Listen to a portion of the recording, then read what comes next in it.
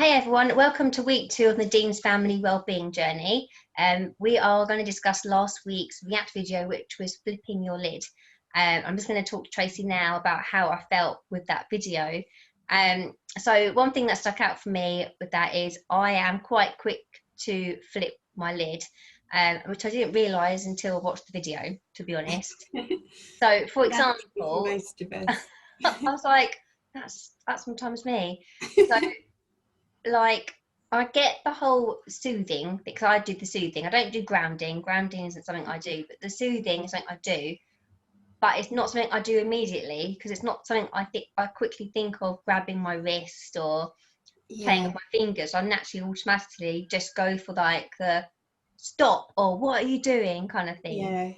So like I think more so. I think I flip my lid more when I'm out in, like, doesn't matter where I am, just my surroundings. I feel like I'm being judged as a mum.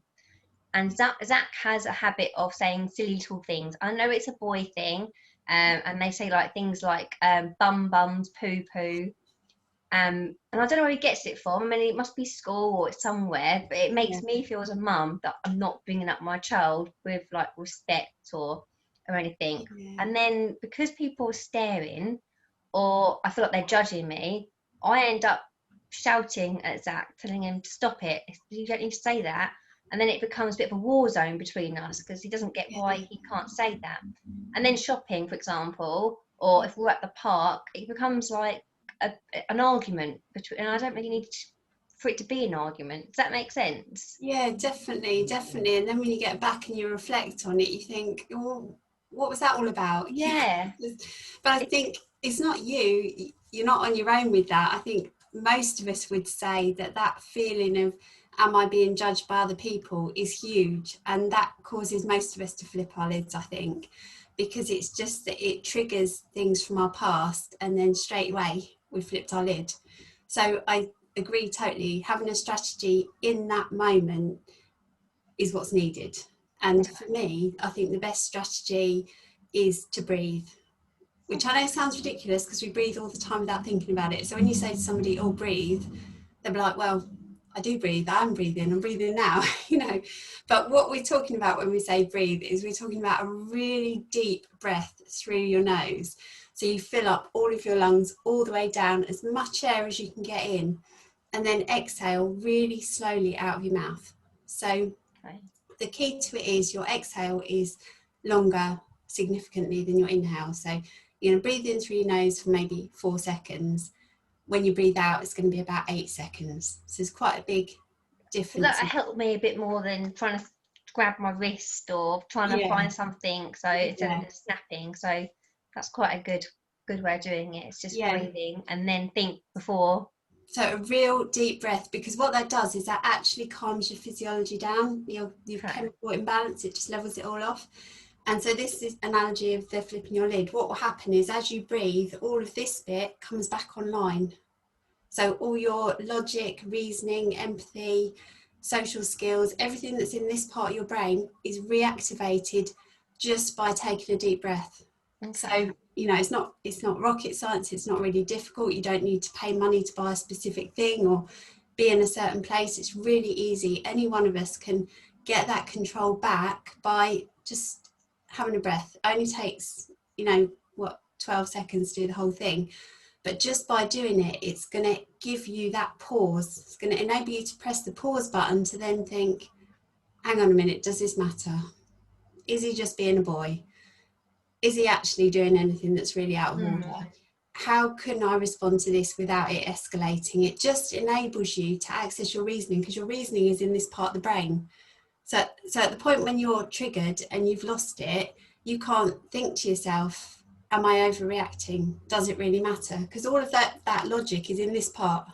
Does that make sense? Yeah, it's just remembering when people are watching it, it's mainly the older people go, well, we wouldn't have that in my day, or you just feel like you're being judged by elders that you can't raise your own children. But no, that helps me a bit more than what I'm doing at the moment. So thank you. And there's a really great thing about the breath. With Dr. Rebecca Brandsetter gives an example of using a one for me, one for you breath, which I did put in the comments, is really, really helpful. So as well as taking the breath, when you do it, you do the one for me, one for you. So you do 2 breaths, and you do the first breath in. As you're breathing in, you're just thinking to yourself, wow, this is stressful. So you're just literally momentarily pausing to go, wow, this is tough. Because what that is that's you validating that it's difficult, and it's being kind to yourself. And as silly as that sounds, just by doing that and breathing, you're actually really bringing this down. Okay. And then the second breath is the one for your child. So as you're taking a second breath, again, really big breath through your nose, really long exhale, you're stopping to think, hang on a minute, is my child giving me a hard time, or is he having a hard time? What's actually going on for him? And because a lot of the time when our children are acting up, it's just because they're overwhelmed themselves and they just don't know what to do. So some of the time it's about actually, by taking that second breath and putting yourself in their shoes, you can actually think, oh yeah, he's struggling, and that will enable you to get more into your empathy and able to support them effectively. And it might be the second breath for your child could be about saying, yeah, do you know what, he's just being a boy, he isn't doing this to annoy me, he's just doing it because he's 6 and it's funny, you know. And actually by tapping into your empathy for him and seeing why he's doing what he's doing and calming yourself down, you can actually respond differently. So that's a really good one, this idea of like one for me, one for you. So 2 deep breaths every time there's a situation where you can feel yourself getting wound up. And then later on, when you look back and you reflect on it, you think, hang on a minute, I've really got an issue here. Every time I think I'm being judged, I flip my lid, you know. So you'll see that there's a pattern there. Or every time they muck about with their food at meal times, that triggers me. Or there's certain behaviours that your child will always do, and you'll think, yeah, I always get triggered by that. So if you start to think, yeah, there's a pattern here, these are some of the things I flip my lid over, we can start to unpack that a little bit and think, which of those are important and which of them are less important. And if it's this idea of being judged by people around us, it's about thinking it's about thinking about the self-confidence we've got and our confidence in our parenting. Because the stronger we get in our parenting, the more confident we are ourselves, the more we can let some of that other bits go over our head.